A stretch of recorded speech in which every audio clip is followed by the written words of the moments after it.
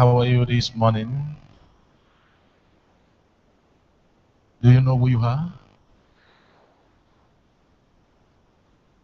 Who are you? Who are you? I had an encounter with a boy of 12 years old some years ago.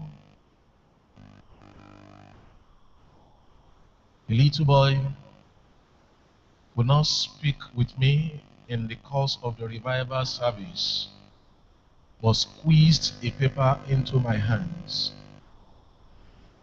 And when I got home from that place of revival service, while I was going through my diary, I stumbled on the note that night. And the little boy said this: I am not happy because some boys in my school made jest of me, saying, I am a stammerer. Why should God create me this way? God hates me. Even when I die, He may put me in hell. Because his friends made jest of him and laughed at him because he was a stammerer. So the little boy concluded that why will God create me this way? And indeed, if we agree that God is the creator, if we agree that God created, and if you look at the text we have read, he said he is the one who created the eyes, is the one who created the blind, is the one who created the lame, is the one who created. So why would God, in his wisdom, why creating, why did he choose to create me this way? So this God hates me. And because he hates me so much and created me a stammerer, I'm very sure if I die,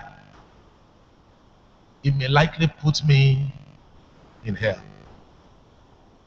If we take time to squeeze the paper or the notes of this little boy, then what will come out of it will be fluid of bitterness, fluid of hatred, not to his friends alone, but also to God. As you squeeze the notes, what will come out of it is simply fluid of a withdrawal syndrome, fluid of one who did not see anything good in him, in himself.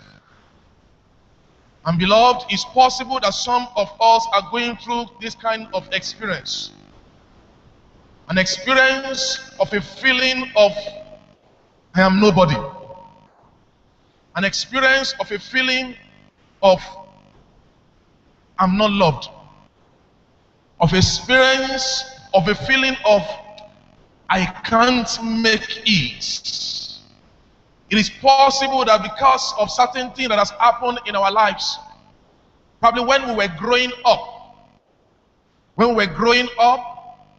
it could be as a result of bad labeling from parents. Some parents will label their children and say terrible things about them. And that's why the Lord is telling someone in the house this morning under the topic saying, you are not inferior. You are not what? Inferior. It is possible that parents rejected you.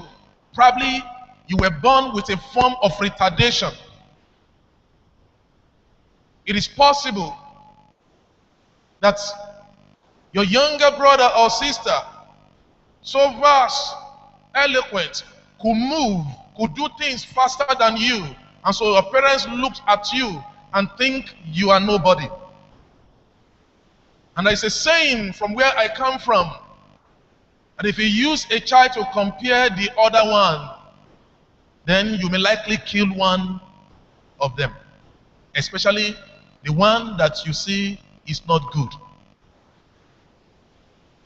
It is possible that when our children want to express themselves, when they were growing up, we have shouted at them and we have kept them short. We have not allowed them to express themselves, even expressing things that are naughty, things that are useless, things that are not good. We have not allowed them to express themselves. We have not allowed them to speak out. For such children, they withdraw. And such children get to classes, they get to school. Even when they have an idea of what the teacher is saying, they are afraid to talk. Sometimes some of them will say something. Instead of correcting them mildly or looking for a way to panabit and put well those things they've said, we simply condemn them and we say, you have never said anything good in life.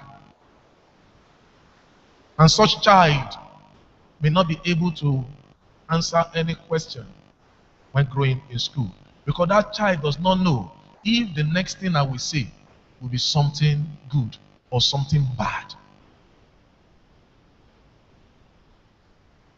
We grew up. When we were growing up, you dare not say anything. It took grace for some to be able to express themselves now. Yeah, there could be extreme of it in this generation, but then they can be managed and be monitored even when they say things that are not. When you as the parent does not listen to them, does not hear them, how do you now correct what they have said? The scripture gives us different examples of people that had certain challenges when they were growing up. And some of them, it was how they were born. And they looked at themselves and they felt they were nothing. Some of them, probably from the place where they were born, they came from, felt nothing good can come out of this place. And they themselves felt, as long as we're born in a place that is deprived, in a place that is remote, then nothing good can come out of the place. One example that the Lord is showing to us this morning is the example of Moses. Moses was born a stammerer. Even when God spoke with him from chapter 2 all through to chapter 3, and God showed him his blueprint, God's blueprint for Israel, and himself being part of the Israelites. This man still felt, no, it cannot be. Let's look at the text. Exodus chapter 4. Exodus chapter 4. Exodus chapter 4. Moses answered, I'm reading from verse, let me read from verse 10 now. Moses said to the Lord, O Lord, I have never been eloquent, neither in the past nor since you have spoken to your servant. I am slow of speech and tongue. What is Moses saying in this place? God, all these things you are saying you will discover since you were talking. I have not said something. Not that I don't know, not that I can't talk, but something is behind it. Not that I don't want to say something. You know very well that I've not been eloquent before. Not even now that we are conversing. There is that sense of inferiority. That thought of no. Lord, so if I will go, you need to send someone else, not me. I can't do it. I can't make it. I can't become. I can't achieve. Indeed, some of us look at ourselves that way, and that's why we have not been able to lay our hands on some things. Sometimes we failed in life, and people have condemned us that we cannot make it, and that has caged us to a corner, to an angle, and we cannot move on. People have used words that have destroyed our character, our name, our person, and that has caged you from moving on. You need to know that you are not who they call you, you are who God says you are.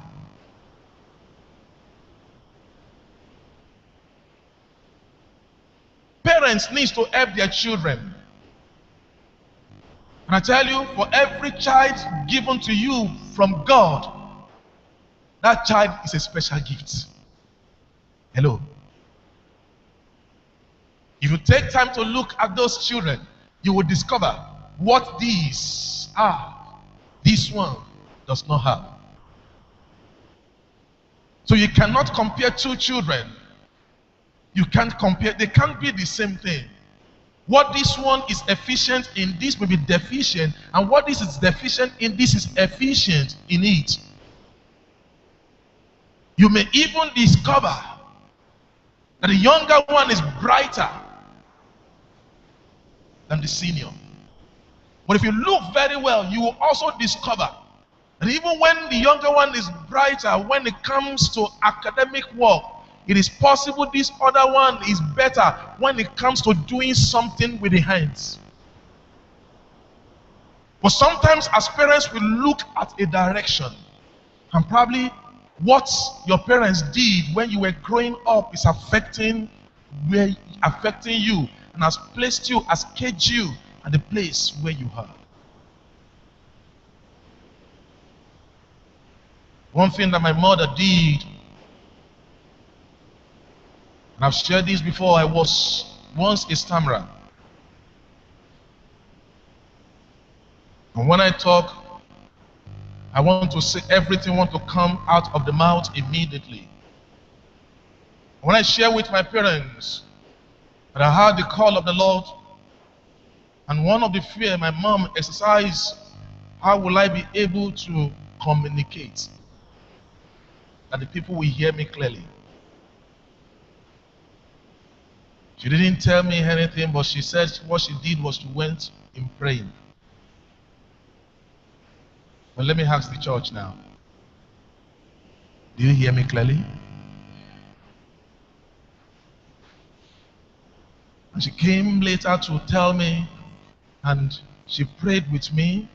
She told me she would love to go into 3 days of fasting and prayer with me. And this she observed that, and I agreed. So parents need to have roles to pray, to play. While Moses looked at himself as inferior, one thing that God did in verse 3, in chapter 3, verse 12. Chapter 3, verse 12. Let's look at it together. Chapter 3 of verse 12 of Exodus. And God said, I will be with you, and this will be the sign that you, the sign to you that it is I who have sent you.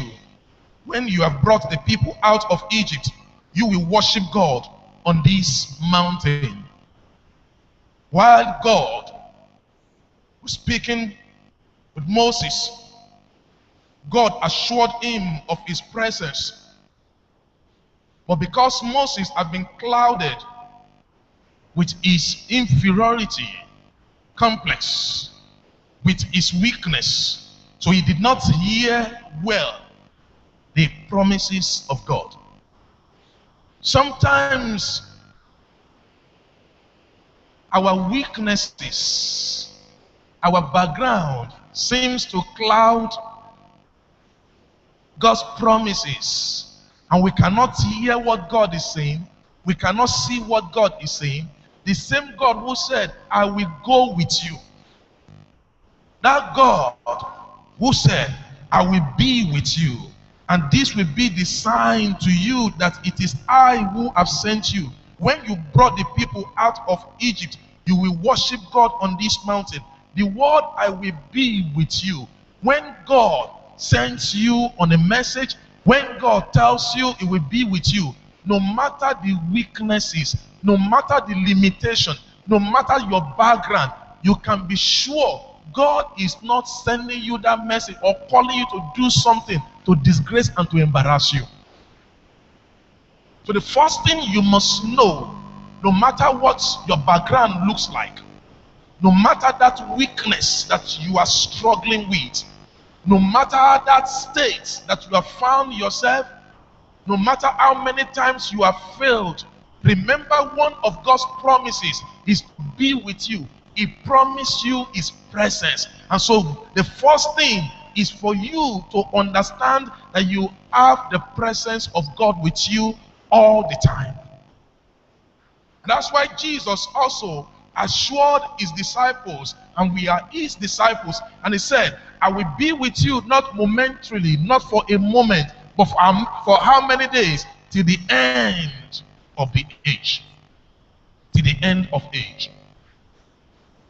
No matter how many times you are falling, no matter your thinking, your negative thinking about yourself, clear it off your mind.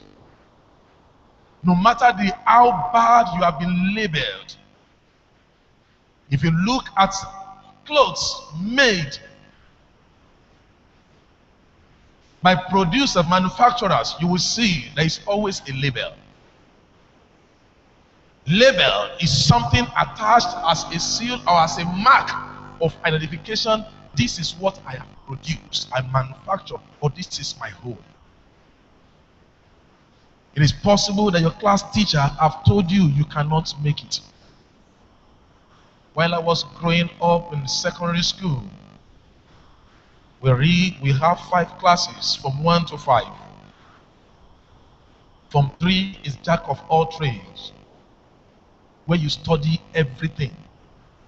In Form 4, you specialize into sciences, arts, commercial.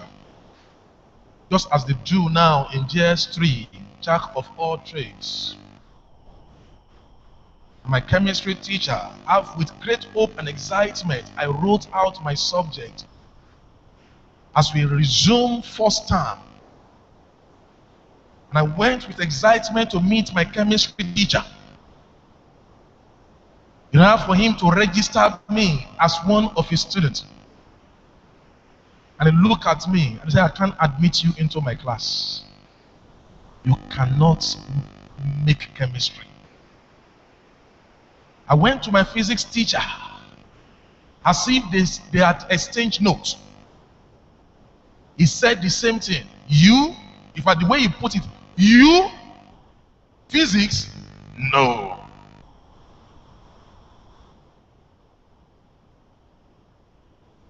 And I remember that I've told my parents, even right from primary school, they have written, I want to be a medical doctor.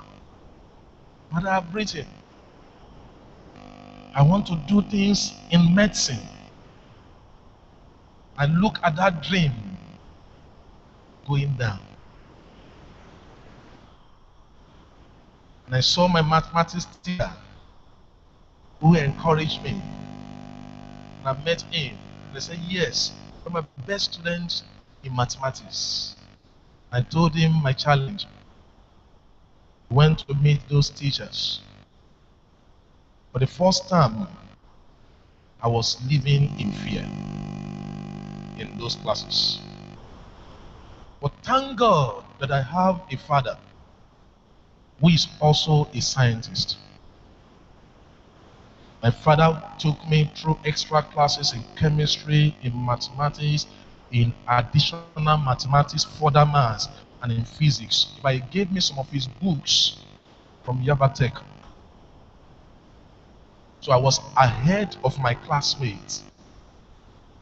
And the man affirmed me, though sometimes with a knock. When he had said something I had not got, and I repeated it with a knock. Cool.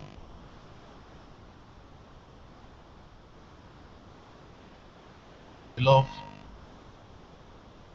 there the Lord brought me out, and the Lord did what he is doing even today.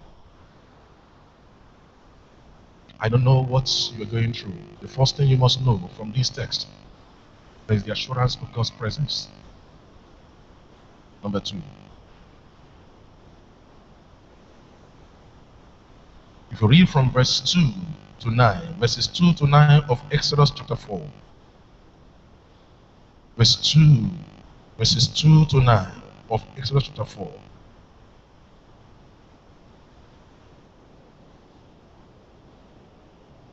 Verses 2 to 9.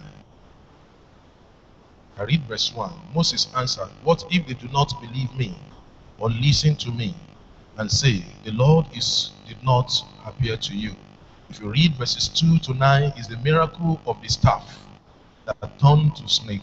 If you read the text, you will see what the Lord did through this staff. And so that is a demonstration of God's power. When he said, how would they believe? How would they know? How would they hear me? One thing the Lord assured him, he assured him of his power. And God promised him his power. You read verses 2 to 9.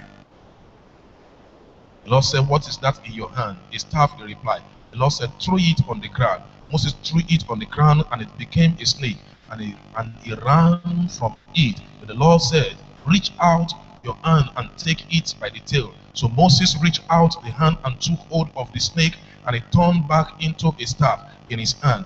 This, said the Lord, is so that they may believe that the Lord, the God of your father, and the God of Abraham, the God of Isaac, and the God of Jacob, has appeared to you. Then the Lord said, put your hand in your side, inside your cloak. So Moses put his hand in his cloak, and when he took it out, it was leprous like snow. Now put it back into your cloak, he said.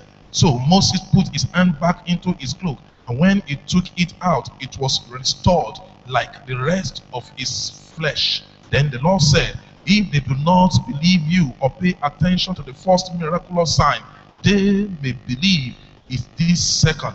But if they do not believe these two signs or listen to you, take some water from the Nile and pour it on the dry ground. The water you take from the river will become blood on the ground. God showed him his power, a demonstration of his power. No matter what you are going through, no matter the sense of inferiority in you that you cannot make it, two things. One, be assured of the presence of God to go with you, to be with you, to achieve. Know that you can make it. Know that you can become. Know that you can achieve. The second thing, be assured of the power of God. Never you think of yourself as a failure. Never you chicken out of any race. Believe that you can make it. Those who had made it do not have 2 or 4 heads. As long as you believe that is God's plan, God's purpose, God's vision for your life, take the bold step and move on. No wonder Paul said, I can do how many things? All things through who? Through Christ that does what? That strengthens me. In life, I've never seen anything as a challenge that it cannot be surmounted. If God has brought it my way, then God brought it because he knows I'm the one who can handle it. Hello. If God brought those things my way, he knows that I can handle it. I will not say, why not this person?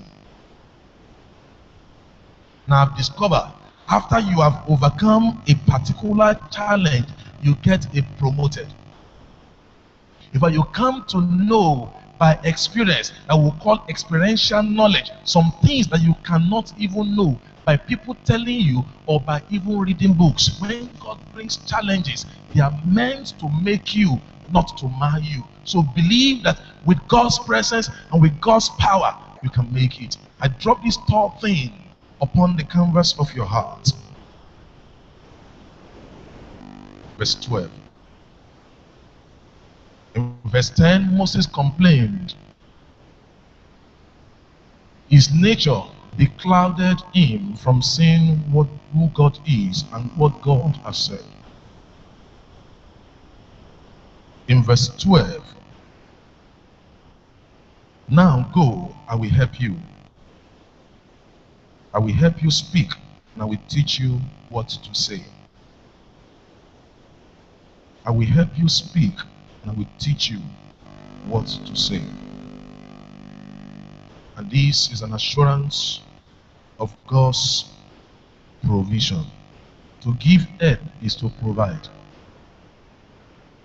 To provide all the needed tools, all the necessary assistance, all the things you need. The Lord said, I will help you. You are here this morning. It is possible that that journey had several challenges. It is possible that people have looked at you and have said, you cannot become. It is possible that people did not even tell you, but you are telling yourself through the inner voice that you are nothing. It is possible that amongst your friends you have looked at yourself and you have said, look, I think I have a problem. I don't know what you have thought of yourself or you have thought of your child. I don't know what is your feeling about yourself or your feeling about your children. I want you to know that whatsoever stage that people are who are moving on is because they had certain people who had helped them. And I will always say, no matter the state where we are on the ladder, we are all dwarfs climbing upon the shoulder of certain people. No matter the level I am now, it's because there are some people who gave me a push. They gave me a push, and they are still giving me a push. They are still lifting me. They're still calling me. They're still calling me to order. They're still giving me counsel. They're giving me push. No one ever rises up and thinks he rose up all alone. So I want you to know that you need to help someone. You need to affirm someone. You need to tell someone, yes, you can make it. Do you know my parents will give me a call and talk to me about my studies and encourage me? And my father will put it this way in the Yoruba language. And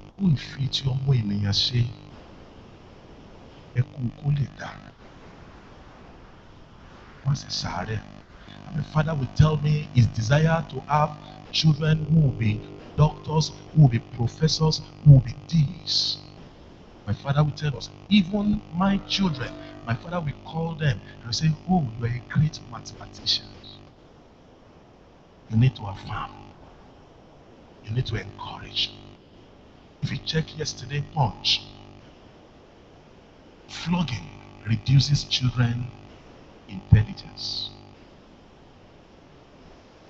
The last thing you should do is to flog a child. It is part of our culture to flog. It's a wrong culture. You should flog, but it should be the last thing. While the father is eating, if you look at that punch, the mother is giving from the back. Bah. Wọ́n ní bí a bá fi ọwọ́ ọ̀tún bọ́mọ wí, èyàn fi ti ọwọ́ àlàáfíà, èyàn fi fà mọ́ra. When you beat a child with the right hand, you use the left hand to draw the child back and let the child know why you are beating that child. As a counselor, using cane should be the last resort.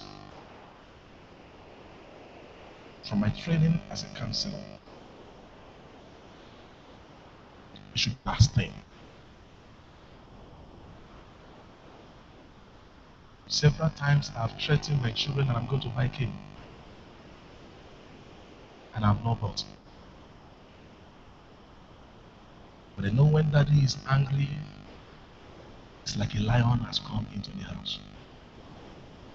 And I change my countenance, you see them come around and start to toast me. Daddy now. We want to be friends. When you befriend your children, they expose everything to you. Are you here this morning? Life has gauged you to an angle. You can come out of it as you remember these three things. God is with you. He assures you his presence. God's power is with you. His power is able to move you on. God says he will help you. He's able to provide all that you need to come out of that setback, to come out of that withdrawal syndrome and come to limelight. And I see God taking somebody from obscurity and bringing you forward today. Only Jesus can do this. When you have a genuine romance with him. Can we bow our heads together to pray? Just in a few minutes. In what area of your life do you think yourself deficient? Those deficiencies, have they come as a result of past failures? As a result of past bad labeling on you by someone or by parents or even by you yourself? Or they have come as a result of some certain deformity in your body, and you have looked at yourself that with this challenge I cannot go far. Why not go ahead and ask for his help this day? I have seen those who are crippled have risen in the ladder of business in this world. I have seen those who are blind have risen in the ladder of profession and career in this world. I have seen those who were born out of wedlock risen to become great people in this world. I have come to see those who were born and both parents died orphans becoming greats in this world. Let nothing cage you. Let nothing tell you that you cannot become. You are who God says you are, not who someone says you are.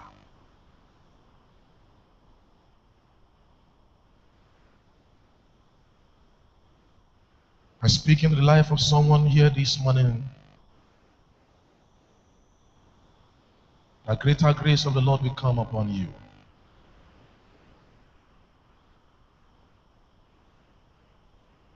You believe that you will achieve and you will become who God says you are.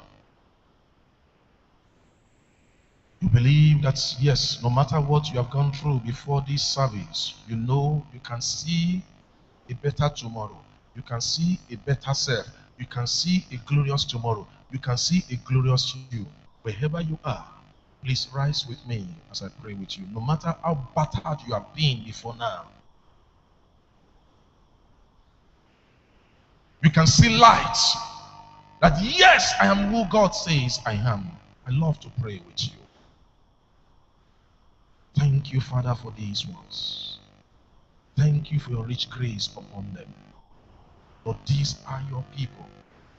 Lord, I ask that every negative mentality, every mentality of inferiority, Lord, I pray that those mentality be wiped off in the name of Jesus.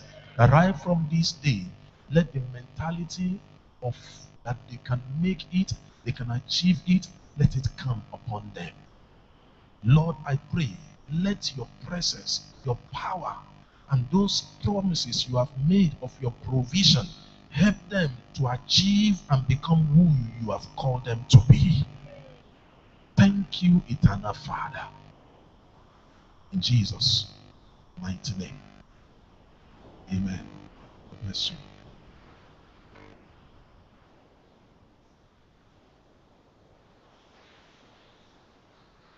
It is time to give God quality